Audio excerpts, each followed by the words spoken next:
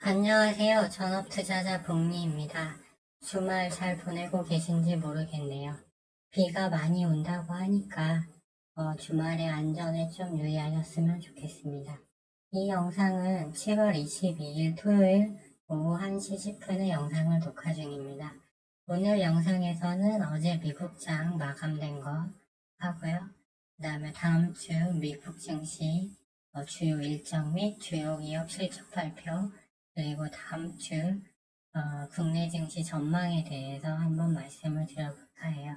주말이다 보니까 조금 여유를 가지고 영상을 녹화하도록 할게요. 어제 먼저 미국장 마감 현황입니다. 어제는 미국 증시가 선물 옵션 동시 만기일이기도 했고 나스닥 100 리밸런싱이 발표되는 날이기도 했습니다.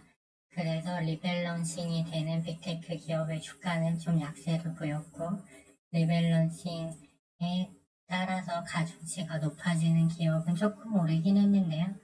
저는 큰 의미는 없다고 보고 있습니다. 왜 그러냐면 어차피 기업이 전망이 좋고 안정성이 있어야 그 회사 주식을 사는 거기 때문에 중장기적으로 여전히 전망성 있는 종목들은 계속 간다고 보고 있습니다. 그래서 다우지수 같은 경우는 이 검은색 저항 라인을 돌파했기 때문에 어제도 소폭 음봉이긴 하지만 0.007% 상승이 하면서 다시 신고가를 갱신했고요. 나스닥은 장중에 일단 0.75%까지 상승을 하다가 보합권에서 계속 머무르다가 장 막판에 소폭 0.2% 하락으로 마감을 했습니다. 그래서 제가 봤을 때 동시 옵션 만기이기도 했고 리밸런싱이 있었음에도 대기 매수 수요가 상당히 탄탄했던 것 같아요. 그래서 큰 무리 없이 잘 넘어갔다고 보여지고 일봉상으로 보시면 21선이 밑에도 올라오고 있고 현재 상향 박스권, 이 검은색 선 두 개 보이시죠? 상향 박스권을 타고 가고 있기 때문에 21선은 깨지 않을 걸로 보여지고요. 일봉상 과열 신호가 많이 떨어졌습니다. 그렇기 때문에 추가 하락이 나오더라도 1% 이내에서 다시 반등이 나오는 흐름이 나올 걸로 보고 있습니다. 나스닥 30분봉 차트를 보시면 이 21선이 참 중요한 이유가요. 여기서는 21선이 우상향하기 때문에 이걸 지지선으로 해서 계속 상승이 나오다가 이 지점에서 개파락으로 21일 평선이 꺾이니까 어제도 0.82%까지 더 상승을 시도했지만 이제 이 꺾인 20일 이평선이 저항선이 되면서 다시 밀렸고 다시 몇 번 반등을 시도해서 이때는 21선을 돌파했지만 다시 막판에 밀렸죠. 하지만 이게 꼭 나쁘지만은 않은 게요. 이 과정을 거치면서 이 급격히 이렇게 쭉 이 선이 20일 이평선이 계속 내려갈 수도 있던 거였잖아요. 근데 이것이 살짝 이제 돌아섰기 때문에 제가 미리 그어놓은 이 선처럼 이렇게 다시 수평을 잡는 과정으로 진입할 수 있다는 거기 때문에 어제 움직임이 꼭 무리가 있었던 건 아니다 이렇게 일단은 보여집니다. 그런데 잘 보시면 환율이 어제 좀 올랐습니다. 우리나라 외국인은 환율에 민감한데 13.50원이 올랐어요. 물론 위에 저항선이 너무 많아서 또 달러도 크게 강세가 되긴 어렵기 때문에 여기를 돌파하는 흐름이 좀 나오긴 어렵다고 보고 있습니다. 그래서 월요일 국내 증시는 일단 외국인 기관이 코스피에서 매도로 나오냐 매수로 나오냐에 따라서 일단은 흐름이 결정된 것 같습니다. 그래서 일단 코스닥은 포스코 그룹주와 에코프로 그룹주가 이끌어가는 장세이기 때문에 그 7종목 흐름에 따라서 달라질 거고요. 저는 이제 코스피를 좀 집중적으로 보시면 그 일봉상 21선 지지를 받고 올라왔는데 아직 5일선이 지금 저항선으로 상단에서 작용을 하고 있어요. 그래서 30분봉을 보면 이평선은 정배열이 됐지만 미국장이 강하게 오르지 못했기 때문에 물론 외국인 기관이 월요일 순매수로 나와준다면 위로 이제 계속 올라갈 수 있겠지만 이 21선은 계속 올라오잖아요. 그래서 2600포인트까지 약보합 흐름 정도 가능성도 좀 있어 보입니다. 그리고 네, 일단 그렇게 보고 있습니다. 그래서 장 초반 외국인 기관 이제 포지션이 되게 중요한 것 같고요. 한 가지 다행스러운 점은 선물 시장에서 매도가 나오면 코스피가 약세 전환될 수밖에 없어요. 그래서 금요일 날 이날 보면 이날도 선물이 거의 1% 가까이 하락하다가 21선 위로 올라오니까 프로그램 매수가 유입되면서 기관이 순매수 전환을 한 거였거든요. 그런데 선물 분봉 차트를 보면 여기 올라가는 이 구간처럼 다시 정배열이 됐죠. 그렇기 때문에 코스피 뭐 큰 무리는 없을 걸로 보고 있습니다.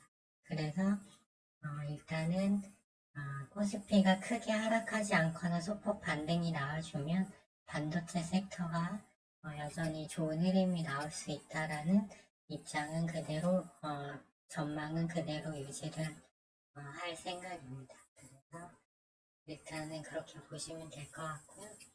다음 주 주요 변곡이 언제 생기냐를 한번 봐야 되는데 일단 월요일은 특별한 게 없습니다. 그리고 이제 화요일에 구글하고 비자 제너럴 모터스 실적 발표가 있어요. 이 매우 중요하겠죠. 실적이 좋아야 나스닥 위로 더 올라갈 거고요. 그 다음에 수요일에는 메타, 퀄컴, 보잉의 실적 발표가 또 있습니다. 이것도 중요하죠. 메타가 비테크니까. 그리고 이제 푸싱 원유 재고 나오고요. 목요일은 연준 금리 발표가 되면서 이제 블랙아웃 기간이 종료되고요. 내구재 주문, 실업률, 잠전주택 판매 지수가 나와서 매우 중요한데 이날 빅테크, 마이크로소프트와 아마존도 실적 발표가 있습니다. 그래서 화, 수, 목은 어차피 금리는 올리는 걸로 돼 있기 때문에 지금은 실적 시즌이잖아요. 따라서 화, 수, 목, 구글, 메타, 퀄컴, 마이크로소프트, 아마존의 실적에 따라서 움직이는 장세가 될 것 같아요. 따라서 무조건 실적이 좋아야겠죠. 실적이 좋아야만 이제 그 기대감을 안고 경기 침체 우려를 덜어내고 나스닥 위로 갈 수 있다. 이 정도만 좀 기억을 해주시면 될 것 같고요. 또 7월 말에는 이제 미국 부채 한도가 상향이 됐잖아요. 그렇기 때문에 채권 발행이 계속 일정별로 있는데 이제 단기채 3개월, 6개월 뭐 국채 일자리도 화요일 날 있습니다. 그래서 지금 옐런 미 재무장관이 중국에 간 것도 그 미국 채권들 지금 사줄 나라가 좀 없기 때문에 간 거거든요. 왜냐면 돈을 찍어낸다는 건 국채를 발행한다는 거고 누군가 이걸 사줘야 하는데 그래서 이게 좀 국채 시장이 경색이 오는 게 아닌가라는 그래서 이게 국채가 잘 소화되는지를 봐야겠고요. 입착률이 저조하면 국채 금리가 올라갑니다. 그래서 이따가 거시경제 차트는 한번 그냥 휴일이니까 한번 쭉 봐드릴 건데 이 부분도 서브 이슈긴 하지만 조금 관심을 가져야 된다. 하지만 제 뷰는 뭐냐면요. 물가가 다시 반등되는 게 확인되지만 않는다면 유동성이 많기 때문에 시장이 뭐 크게 밑으로 내려갈 일은 없고 만일 나중에 다시 원자재 섹터 재반등으로 물가가 다시 올라가는 상황이 온다면 그때는 인버스 또는 비트코인 선물 하방 베팅 좀 여유가 되시는 분은 나스닥 선물 하방 베팅을 하면 된다고 보고 있습니다. 다만 지금은 강세장이다. 이렇게 보고 있고요. FST 같은 경우 보면 지금 30분 봉이 이렇게 올라가면 다시 21선에 접근하는 식으로 이격을 줄이면서 가고 있고 현재도 31선에 붙어 있습니다. 그래서 장 초반 소폭 밀릴 수는 있지만 이 21선을 깨지 않으면 28,000원을 깨지 않으면 언제라도 위로 갈 수 있는 자리고요. 만일 외인 기관이 월요일날 코스피 매수가 들어와서 코스피가 상승하는 흐름이 나온다면 그때는 반도체가 움직일 걸로 보고 있고요. 유니캐스트도 마찬가지로 지금 30분 봉이 정배열 상태고 때문에 15,000원 하회하지만 않는다면 언제든지 위로 치고 갈 수 있는 자리다. 이렇게 보고 있습니다. 그리고 오늘 주말이니까 거시지표를 한번 보면은 일단 미국 국채부터 한번 보겠습니다. 2년물 좀 높은 수준이에요. 왜 그러냐면 미국이 이제 국채를 찍어내야 되니까. 그리고 국채시장은 아직 물가가 완전히 잡혔다고 이렇게 인지는 하지 않고 있는 모습. 최고가 부분 10년물은 좀 내려왔죠. 그리고 가장 중요한 달러 선물은 이게 이미 음봉이 크게 나왔기 때문에 103.8 적어도 이 양봉을 다시 회복하기 전에는 약세 흐름이라고 보는 게 맞겠고요. 선물 옵션, 콜 옵션 선물의 수치와 픽스 지수도 적어도 19.61 이 선 위로는 올라와야 그때부터 하락을 논할 수 있는 거지 현재는 아니다 이렇게 보시면 될 것 같고요. 그 다음에 원달러 환율도 마찬가지입니다.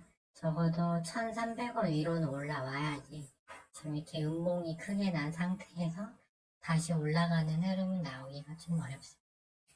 그리고 다우지수 같은 경우도 월봉상 계속 우상향 추세죠. 그래서 큰 무리가 없고 S&P 500도 이게 그냥 종목으로 보시면 됩니다. 종목의 월봉을 보고 있다 생각하시면 지금 계속 상승 추세입니다. 그래서 이게 하락 전환으로 얘기를 논하려면 적어도 이 선, 제가 써놓은 빨간색 선 이하는 깨야 된다. 그렇게 보시면 되고 나스닥도 마찬가지죠. 그 다음에 러셀 지수도 마찬가지죠.